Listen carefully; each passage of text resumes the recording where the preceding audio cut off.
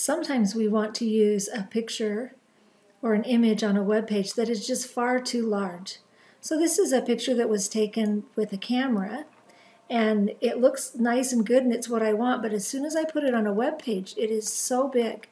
There are a couple of problems with that being big. One is, let's look at the properties of this image. It is 1.79 megabytes. That's large compared to the web page itself, which is only 1 kilobyte. The problem with that is that it takes quite a while to download, and nobody likes waiting for a web page to download.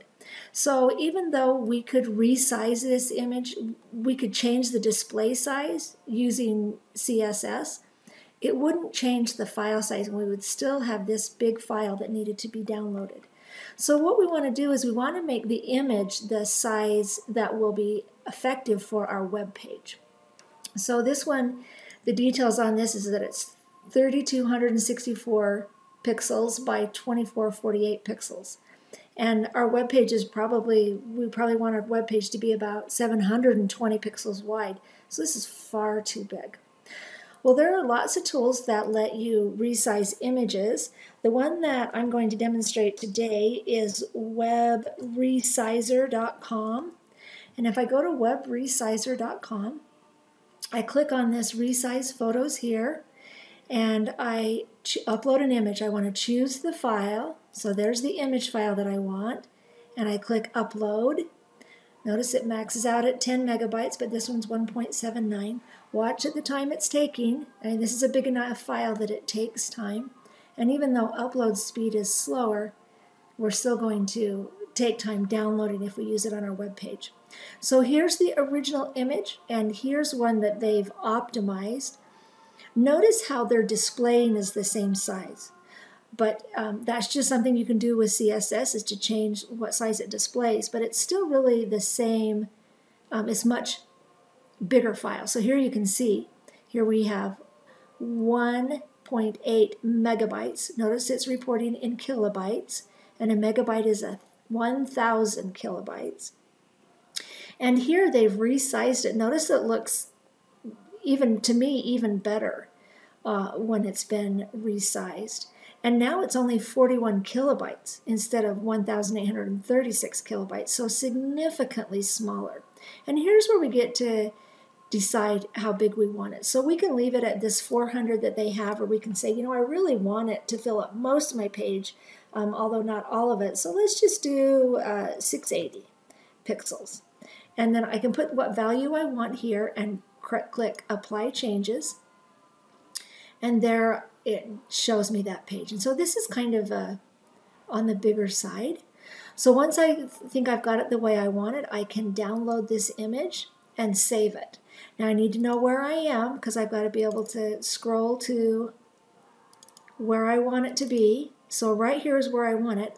Now what I don't want to copy over top of this original file, because if ever I want to print this file, I'm going to want all of that detail, because all that detail is very important for printing. But I don't, so I want to give it a new name, and that way, so I'm going to call this Lower Calf Falls Trail 2, and then that gives it another name, and I don't have to worry about that being a problem.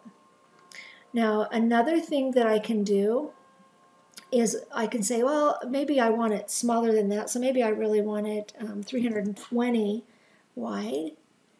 And so this gives me an idea then of 320 pixels, so that might be the size I want. And again, I can download it and save it with a new name. And this time I'll just save it with 3.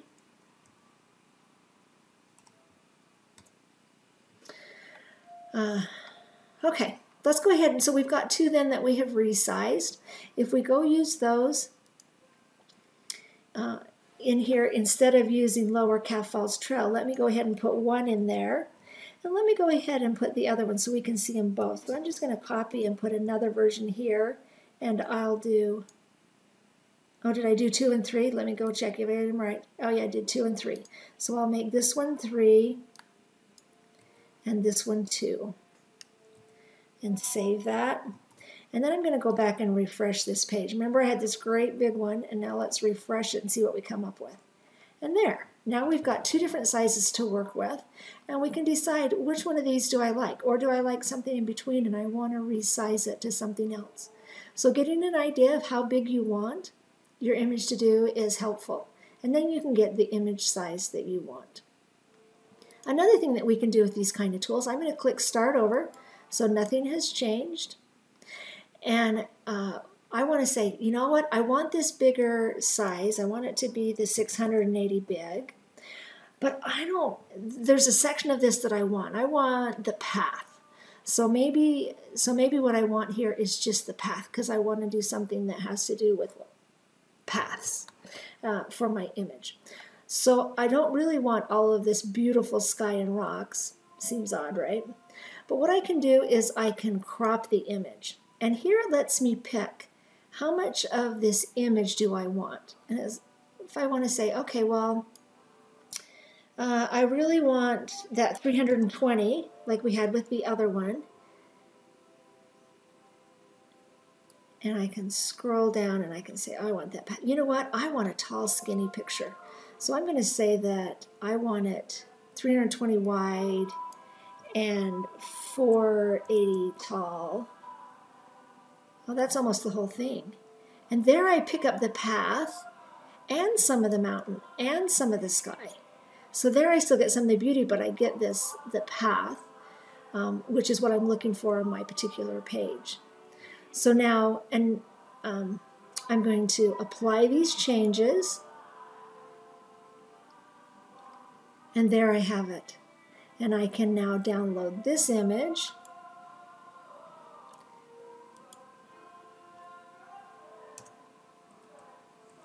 And call this 4. Go back to my web page, and I'll show this one.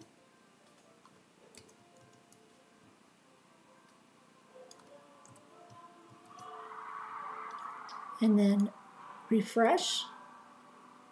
And now I've got an image that is a different dimension and that has picked up the part of the picture that is really meaningful for my web page. Lots of options when it comes to resizing images.